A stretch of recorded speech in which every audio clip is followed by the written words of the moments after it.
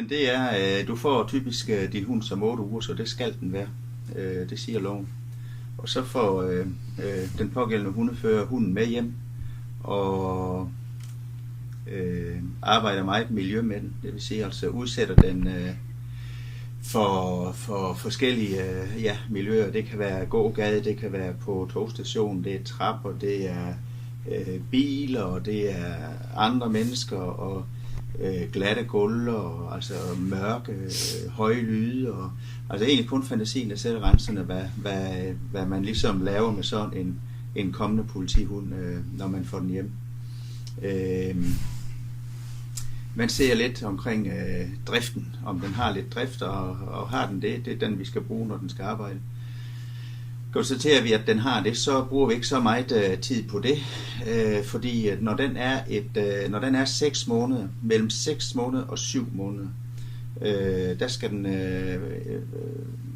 fremstilles til en mentaltest, hvor man tester den unge hunds psyke og nerver, og hvordan den kan komme sig over noget ubehag, den har været ude for. Så meget kort sagt, det er, at den kommer igen, jeg tror det er en 8-10 forskellige momenter, og den hund, der ikke ligesom kan komme sig over det tilbageværende ubehag, kan det ikke ligesom arbejde på det, og så håber det sig mere og mere op, og så slår hundens mentale tilstand, den slår ikke til sidst i den test, og så kasserer man simpelthen hunden. Det med at lege ind, og det er typisk med bolde og bolde og et stykke skind, hvidepølser og sådan noget.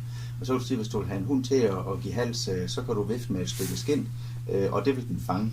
Og når du så ligesom står i en afstand, hvor den ikke kan nå det, eller du gemmer det, så vil den galpe for at få skindet. Og så kan man sige, gør man det, så kommer det første galp, så får den ros for det, og så får den det stykke skind der. Næste gang kan du få langt 2 gram, og sådan bygger vi det stille og roligt op. Og kan den stå og gøre det inde ved en mand, jamen så går man lidt længere væk fra, og så står figuranten, som vi kalder ham, med skind eller bold, og så sender man hunden derhen, og gør det så nemt, at hunden faktisk ikke kan lave nogen fejl. Og sådan bygger vi ud, vi kalder det en indlæringstrappe, at man, når hunden den kan det, 8 ud af 10 gange, så må man gå et lille trin op og gøre det lidt sværere for hunden, og så bliver man ved, indtil man har nået målet. Og målet med det, jeg lige har fortalt her, det er, at vi skal kunne lave en eftersøgning. Der er en bortgået.